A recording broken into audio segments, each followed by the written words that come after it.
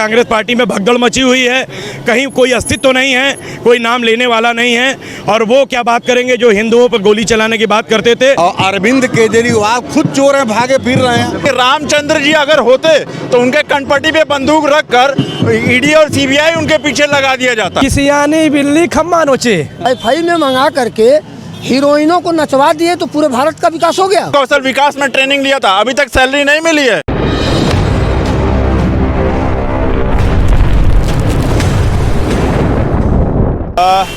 इस वक्त हम लोग संपूर्णानंद पर मौजूद हैं और आज वाराणसी में प्रधानमंत्री का रोड शो है। जब से प्रधानमंत्री मोदी बने हैं तो भारतीय जनता पार्टी का मानना है कि काशी में बड़े पैमाने पर विकास हुआ है और यहाँ पर तमाम कार्यकर्ता मौजूद हैं उनको स्वागत करने के लिए। आइए हम बातचीत करते हैं, क्या कुछ है प्रधानमंत्री मोदी का, किस तरह से ये लोग स्वागत करते हैं, किस तरह से आज आप लोग स्वागत कर रहे हैं। आप देख रहे हैं कि आज देश के यशस्वी प्रधानमंत्री और काशी के हमारे लोकप्रिय सांसद लगातार 45वीं बार अपने लोकसभा क्षेत्र में आ रहे हैं। हम सब के लिए बड़े ही गौरव का विषय है। माननीय प्रधानमंत्री जी लगातार इतनी बार आते हैं तो हमको कहीं न कहीं एक विकास की लगातार एक योजनाओं की एक बड़ी श्रृंखला हम लोगों को दे के जाते हैं। हम इस बार आज उनके लिए पूरी काशी आप देख रहे हैं, चाहे वो दिन हो रात हो, मौसम गर्मी हो ठंडी हो बरसात हो, उनके लिए लोग पलक पावड़े बिछाए खड़े रहते हैं। अभी माननीय प्रधानमंत्री जी का कार्यक्रम है, निश्चित आप देख रहे हैं कि सड़कों पर हुजूम अभी से ही इतना दिखाई दे रहा है और अभी आने में लगभग समय है।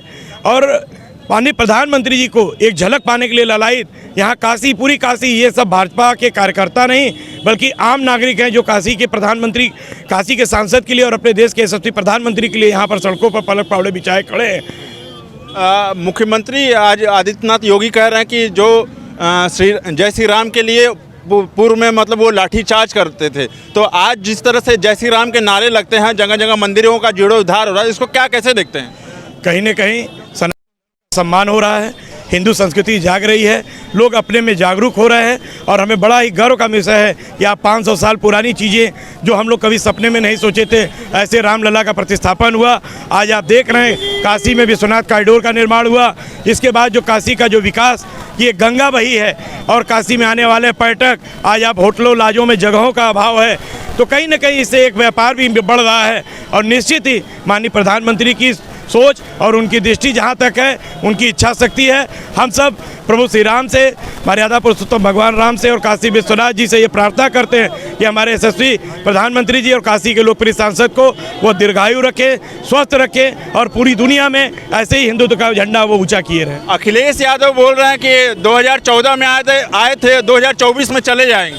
कहने को बहुत कुछ है, आप देख रहे हैं कि उनके पास कहने को शब्द नहीं है, वे सब हताश निराश है। जिस तरीके से कांग्रेस पार्टी में भगदड़ मची हुई है, कहीं कोई अस्तित्व नहीं है, कोई नाम लेने वाला नहीं है। और वो क्या बात करेंगे जो हिंदुओं पर गोली चलाने की बात करते थे, वो आज लोग जनमानस समझ चुका है कि हम क्या कर रहे हैं। और हमारे देश के यशस्वी प्रधानमंत्री की प्रेरणा से योगी आदित्यनाथ जी जिस तरीके से लॉ एंड ऑर्डर पूरे देश में, कानून व्यवस्था, व्यापारियों को सुरक्षा और सब कुछ मिल रहा है, तो कहीं ना कहीं हमें लग रहा है कि अगर काशी चाहेगी तो इस बार हमारे यशस्वी प्रधानमंत्री और काशी के सांसद निर्विरोध काशी से जीत करके जाएंगे और जीत का अंतर 8 लाख से अधिक होगा। हमारे साथ कुछ और लोग हैं, हम उनसे बात करेंगे। अरविंद केजरीवाल और अखिलेश यादव दोनों लोगों ने हिटलर को के रूप में जताया है प्रधानमंत्री नरेंद्र मोदी को। नरेंद्र मोदी जी के बारे में लोग कहनी बड़ी छोटी बात होगी। नरेंद्र मोदी जी कुछ लोग कर रहे हैं कि इनका परिवार छोड़ चले आए, जबकि मोदी जी का परिवार पूरा भारत है और मोदी जी भारत के नहीं पूरे विश्व के नेता बन गए और भविष्य में विश्व गुरु भारत बनेगा। और दूसरी बात है कि मोदी जी सांसद का प्रत्याशी बनने तीसरी बार, पहली बार नहीं, इसलिए काफ़ी उत्साह बनारस के लोगों में है। आप देख रहे हैं संपूर्णानंद के बच्चे, छोटे छोटे बच्चे भी हैं, अपने मंत्रोच्चार से उनका स्वागत करेंगे। हम लोगों को माने इतना उत्साह है कि बनारस का विकास हो रहा है और प्रभु श्री राम का मंदिर पहली बार 500 साल बाद पुराना बना, माने ये ऐतिहासिक कार्य हुआ विश्वनाथ जी का कॉरिडोर का। जबकि अयोध्या में राम का मंदिर बना, यहाँ हरिद्वार से गंगा जी निकली, हरिद्वार से, और केवल बनारस में ही गंगा जमुनी की जो तहजीब विश्वनाथ जी से शंकर जी का दर्शन बनारस में ही हुआ। इसलिए मोदी जी को बनारस जनता तो बहुत बहुत बधाई, धन्यवाद। जय श्री राम।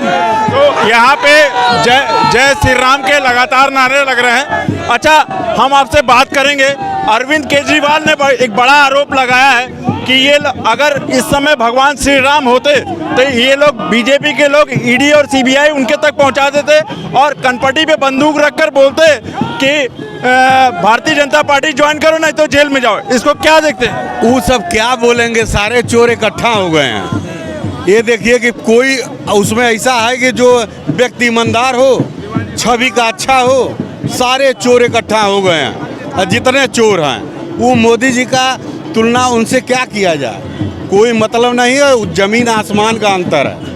और अरविंद केजरीवाल खुद चोर हैं, भागे फिर रहे हैं। अगर सही होते तो डट के जवाब देते, डट के जाते। सीबीआई से डर हमको, अगर हम सही हैं तो सीबीआई से हम जवाब सवाल जो भी करें हम डट के करेंगे, बात करेंगे ना, उसका जवाब का। नहीं, वो ये बोल रहे हैं कि रामचंद्र जी अगर होते तो उनके कनपटी पे बंदूक रखकर ईडी और सीबीआई उनके पीछे लगा दिया जाता। ऐसा कुछ नहीं है। रामचंद्र जी तो है ही हैं, भगवान तो है ही हैं, भगवान कहाँ नहीं है। उनको दिखाई नहीं दे रहा है, वो लोग को भगवान दिखाई नहीं दे रहे हैं। रामचंद्र जी का वो शिकायत कर रहे हैं, भगवान का सत्य सनातन धर्म का कर रहे हैं। वो लोग का कुछ नहीं, बस वो लोग के ये है कि लूटो और खाओ। अखिलेश यादव बोल रहे हैं कि भाजपा हटाओ संकट मिटाओ। अब तो ये भी बोल रहे हैं कि भाजपा हटाओ बेरोजगारी मतलब दूर करो। देखिए, अखिलेश जी का उजूल और जुल जो बयान होता है वो जनता स्वयं उनको हटाने जा रही है। और अभी पूर्व में भी जो चुनाव हुआ उसमें हटा के भाजपा की सरकार बन गई उत्तर प्रदेश और पूरे देश में। उनका खाता नहीं खुलने जा रहा है। इस 80 सीट जो उत्तर प्रदेश की लोकसभा सीट है वहाँ उनका कोई खाता नहीं खुलेगा तो वो कहाँ से भाजपा को हटा पाएंगे। भारतीय जनता पार्टी जनता की पार्टी है, भारत की जनता की पार्टी है। और अखिलेश जी का ये जो बयान होता है ये अपने आप को जिंदा रखने के लिए वो एक बयान देते रहते हैं। और उनकी मानसिकता जो है वो जनहित की मानसिकता, लोकहित की मानसिकता नहीं है। इसको जनता ने स्वीकार किया है और उनको बार बार चुनाव हरा कर अभी जहां वो जा रहे हैं चुनाव लड़ने वहां पर भी हारेंगे और आजमगढ़ से भी हारने जा रहे हैं और वहां निरहुआ और भारतीय जनता पार्टी जीतने जा रही है। उनकी इसी बयानबाजी को लेकर भारत की जनता और उत्तर प्रदेश की जनता तटस्थ हो गई है। क्योंकि समाजवादी की जब जब सरकार आई है, गुंडा राज, माफिया राज और जो बेरोजगारी की बात करते हैं तो जब से नरेंद्र भाई मोदी जी की सरकार भारत में बनी है और उत्तर प्रदेश में आदरणीय योगी जी की सरकार बनी है तब से आप रोजगार के अवसर नए मिले हैं। अभी आप बनारस में उठा के देख लीजिए, बनास डेयरी के नाम से इतना बड़ा अमूल प्लांट खुला। तमाम वो आरोप ये लगा रहे हैं कि कोई फैक्ट्री नहीं बनी है, कोई युवाओं के लिए रोजगार के लिए कोई ऐसा प्रबंध नहीं किया गया। तो वो क्या मानते हैं इसको? काशी के अंदर जब से माननीय प्रधानमंत्री जी यहाँ सांसद चुन के गए हैं और प्रधानमंत्री देश के हुए हैं, आप उठा के देख लीजिए कम से कम 10 फैक्ट्रियाँ, नई बड़ी फैक्ट्रियाँ बनी। अभी अमूल बनास की डेयरी का उन्होंने उद्घाटन किया। मैं उसी क्षेत्र का रहने वाला हूँ, उसी बगल का रहने वाला हूँ। अभी हम लोग कल ही गए थे तो उसमें अमूल के लोगों ने कहा कि ये रोजगार का एक अवसर है। गांव-गांव में जाके दुग्ध उत्पादन के लिए, पशुपालन करने के लिए ये तमाम योजनाएं जो चल रही हैं कहीं ना कहीं उत्तम होगा जनता के लिए और जन समृद्धि की योजना है ये बताइए, अखिलेश यादव बार बार मतलब पिछड़ा, दलित और अल्पसंख्यक पे बार मतलब प्रहार कर रहे हैं। तो लगता है कि आपको मतलब ये लोग मतलब ऐसे जातियों को ये इकट्ठा कर रहे हैं? नमः पार्वती पते हर हर महादेव। आप एक कहावत सुने होंगे, खिसियानी बिल्ली खम्मा नोचे। जब जिसको कुछ नहीं मिलता है तो यही अनाप शनाप प्रबंध करेगा। अरे हम 80 के 80 सीट जीतने जा रहे हैं और 450 से प्लस 100 से ऊपर हमारे माननीय सांसद जी निर्विरोध जीत के लोकसभा की सीट को चुमेंगे। आप देखिएगा, क्योंकि सबके राम सब में राम, जय जय श्री राम, जय जय श्री राम। भाई नाथों के नाथ विश्वनाथ की नगरी से माननीय प्रधानमंत्री जी सांसद हैं। हम लोग अपने आप को इतना सौभाग्यशाली समझते हैं कि हम सांसद नहीं, हम सीधे प्रधानमंत्री चुनते हैं। अच्छा, आप युवा हैं, ये बताइए, आपने टोपी भी लगा रखी है तो मानते हैं कि अब नौकरी मिल गई है आपको? जी बिल्कुल मिल गई है। और नौकरी देना कोई सरकार की काम नहीं होती है। हम किसी भी देश की युवा की अगर बात करें तो हम में जज्बा होना चाहिए और मोदी जी उसको प्रेरित कर रहे हैं ताकि एक युवा के अंदर एक स्किल आए, एक कुशलता है, ताकि उसको नौकरी ढूंढनी ना पड़े, नौकरी खुद चल के उसके पास आए। तो एक सशक्त देश जो होता है, उसके युवा अपने देश को गाली नहीं देते हैं, अपने सरकार को गाली नहीं देते हैं, बल्कि अपनी कुशलताओं को बढ़ाते हैं ताकि नौकरी उनके पास आए। वो नौकरी की भीख मांगते हुए अपने सरकारों को गाली ना दें। तो अखिलेश यादव ये कह रहे हैं कि बीजेपी को ही हटा दो और नौकरी ले लो। देखिए अखिलेश यादव क्या कहते हैं उस पे ज़्यादा कुछ अखिलेश यादव को तो बहुत लोग टोटी चोर भी कहते हैं, तो अब उस पे बात की जाए। मैं इसलिए कह रहा हूँ कि कैसे वो इंजीनियर हैं, आप समझिए, वो उन्होंने एमटेक कर रखा है। अब एमटेक, ऐसे एमटेक की कौन सी जगह की एमटेक है आप बताइए कि जो वो कहते हैं जो बोलिए आप बोलिए। मैं मंगला यादव। अखिलेश यादव से पहले ये पूछा जाए कि वो पीडीए का कौन सा हिस्सा है, मतलब कि अगर वह पीडीए हैं तो उनकी पत्नी क्या है। नहीं, वो तो यादव समाज से आते हैं और उन्होंने पिछड़ा दलित अल्पसंख्यक पे बात करते हैं। नहीं, उनसे पूछिए पहले कि अगर आप पीडीए का हिस्सा बनते हैं, पिछड़ा दलित अल्पसंख्यक आदिवासी का हिस्सा बनते हैं, तो आपकी पत्नी क्या है। और उनके घर में जो 5-5 लोग हैं, क्या उनको यादव नहीं मिला शादी करने के लिए। यादव को बेवकूफ़ बना करके वोट लेना, क्या यादव उनके गुलाम हैं। नहीं, वो तो बोल रहे हैं कि हमने जब हम यूपी में थे तो बहुत विकास किए। अगर वो विकास किए तो उनसे पूछिए, जब वो आते हैं तो पूछिए कि पूर्वांचल में आपने कौन सा विकास किया। उनसे पूछिएगा, इस क्वेश्चन को पूछिएगा कि पूर्वांचल में आपने कौन सा विकास किया। उन्होंने आगरा एक्सप्रेस वे का बताया, गिलास में पानी रखकर गाड़ी के डेस्क पर रखा था उन्होंने। उनसे पूछिए कि आगरा एक्सप्रेस वे बताए, उनको न पूछेगा बनारस में क्या किए, गाजीपुर में क्या किए, जौनपुर में क्या किए, इलाहाबाद में क्या किए, भदोही में क्या किए, ज्ञानपुर में क्या किए। मतलब एक आगरा एक्सप्रेस वे पूरे भारत का विकास हो गया, एक सैफई से पूरे भारत का विकास हो गया। सैफई में लिया करके, सैफई में मंगा करके हीरोइनों को नचवा दिए तो पूरे भारत का विकास हो गया। और जब से सरकार से हटे हैं तब से सैफई में महोत्सव नहीं हुआ।